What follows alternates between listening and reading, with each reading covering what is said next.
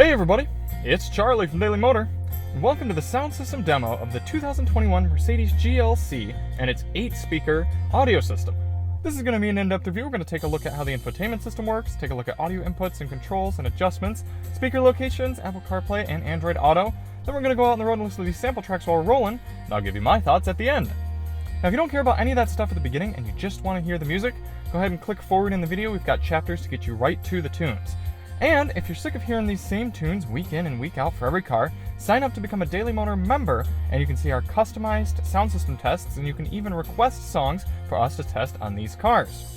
And before we get started, let's hop out and take a look at this one. The Mercedes GLC, right here in the 300 trim. It's a decent little entry-level, well, not really entry-level at this point because you got the GLA and GLB. It's a good compact SUV from Mercedes. If you want to see more on the car, we've got a full review and a real-world highway fuel economy test. Now, we always do these tests with lossless, uncompressed WAV audio files on a USB stick plugged directly into the system, and high-quality binaural microphones in both of my ears, giving you the most realistic audio system demo on YouTube. We also do the test with the sound settings set to their factory defaults, so let's take a look at those now. The Mercedes MBUX UI user interface here working pretty well. Once you get used to it, it's a good system to use. It does have quite a bit of a learning curve though, and you can control it in a few different ways. You can either do the touch screen, which is good of course. You got this trackpad, which is nice to use once you get used to it, although it can do a lot of screwy things like changing the song like it just did. And you can use this little thumb pad on the steering wheel to emulate what this trackpad can do. So right here, we've got sound settings, bass, mid-range, and treble, as well as your standard front, rear, left, right, fader, and balance, and an automatic sound adjustment. We'll turn that on for now, but I do find the audio to sound a little bit more clear and crisp when you're driving with that off. It does require you to manually adjust the volume though. Let's go to the equalizer.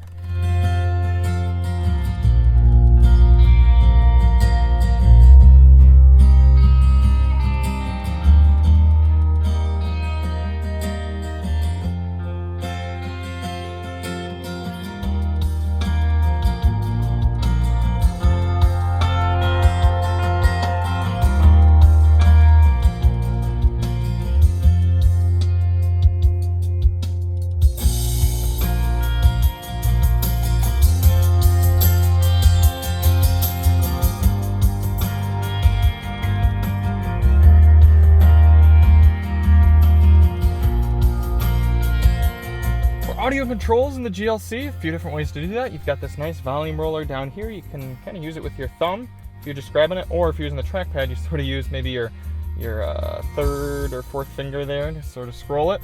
You also have this nice volume scroller right here on the steering wheel. I really like the scroller, and I was sad to drive the most recent Mercedes E-Class and have this changed to a haptic controller. Please, Mercedes, leave the scroll wheel. For track selection, you've got a few different ways as well. If you're on the media screen, you can touch the screen, or you can use this little thumb pad, go up to the main screen and then swipe like that. Or you can click down here and then swipe back and forth. Oh, I swear on some Mercedes used to be able to swipe, but instead you click on that and bring us up the track, and then you can actually swipe back and forth from here. It's not the most intuitive way to change tracks. I wish Mercedes would get over themselves and just add a standard track switcher button. For audio inputs on the GLC 63, this is not a GLC 63, this is a GLC 300. Wish it were a 63. For audio inputs, you have your standard AM, FM, Sirius XM satellite radio, Bluetooth, Apple CarPlay, and Android Auto support, but those are both wired, not wireless. You have two USB-C ports. USB-C ports, man, we're all over the place today. Although, they might both be data supporting. And that is it. So what does that mean you're missing? Well, there's no disc player, there's no 3.5mm auxiliary input jack, there's also no USB-A, so you gotta have one of these little adapters. Fortunately, Mercedes included one for us. We also carried one of our own. And that is it. So not the end of the world here in 2021 to be missing a disc player and a USB-A, but if you do like high fidelity music, you gotta keep that in mind. Speaker locations. Now, as I said at the beginning, this is an 8-speaker system. Mercedes doesn't publish any sort of maximum wattage. It's actually really hard to figure out that this is an 8-speaker system in general. They keep that pretty close to the chest. But starting on the left, you've got 1, 2, 3, 4, and then actually in the kind of dash in here, there's 2 woofers, so that's 5, 6. And then in the back you have 7 and 8. Now, I know this looks like a speaker up front in there, but it's not active for the system. So if you upgrade it to the Burmester, I'm sure they put a speaker in there, but right now it's just a blank grill.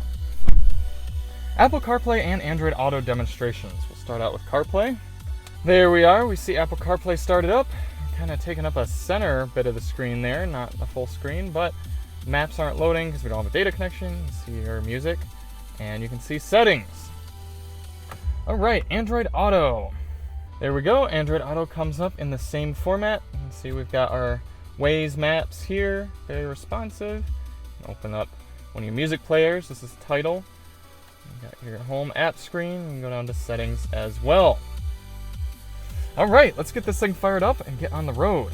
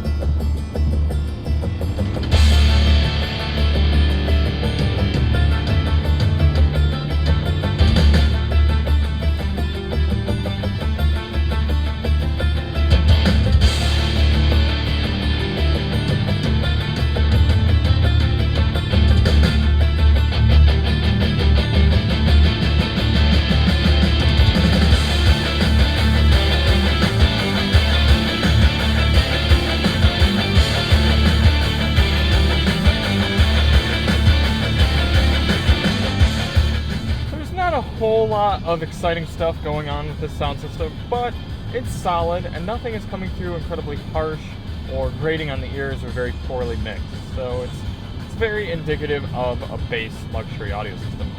Take a quick sec, turn the music down, listen to how the GLC sounds at 70.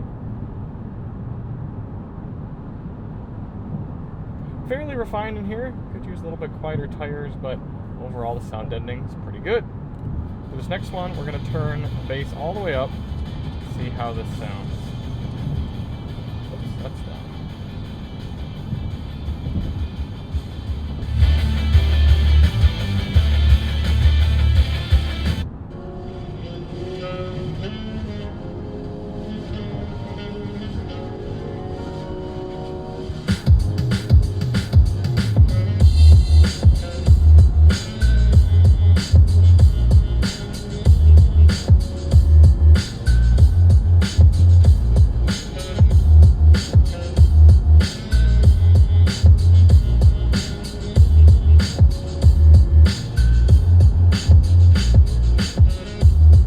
these little firewall mounted woofers, they work okay for average listening at average bass levels, but you try to crank up and get some bass bumping like this, you're really not going to get much. I barely even have any mirror shakage going. Just not what these are for.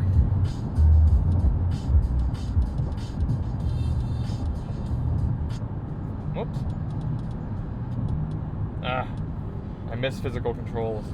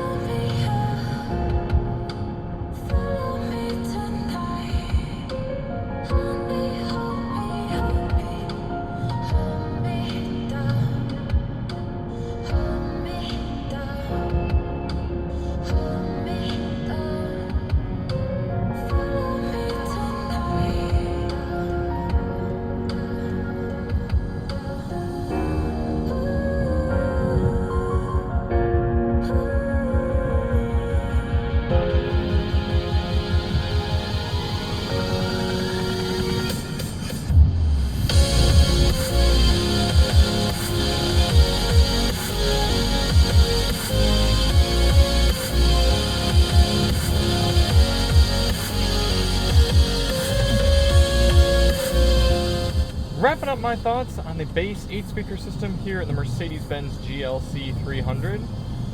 Like I said earlier, it's very straightforward for a bass Mercedes system. What's cool is that even the bass systems in Mercedes sound pretty good for most types of music listening. It's not fantastic like a Burmester or anything, but I would put it a cut above bass systems from BMW. Haven't spent time with any bass Audi systems, so can't really attest to that.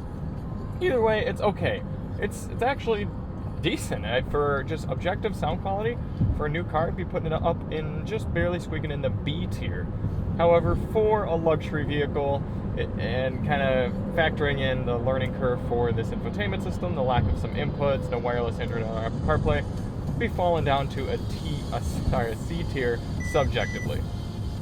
So thank you all so much for watching. Hope you liked the video. If you want to see more on the GLC 300, we've got our refuel economy test, which we're doing now, and our full review. And if you want to see more on the sound system, sign up to be a member. I'm actually recording the members-only version of the sound test right after this, where people can suggest songs and actually request songs and have them tested on the cars. And we'll see you on the next one. I'm Charlie from Daily Member, Daily Motor, and as always, drive on.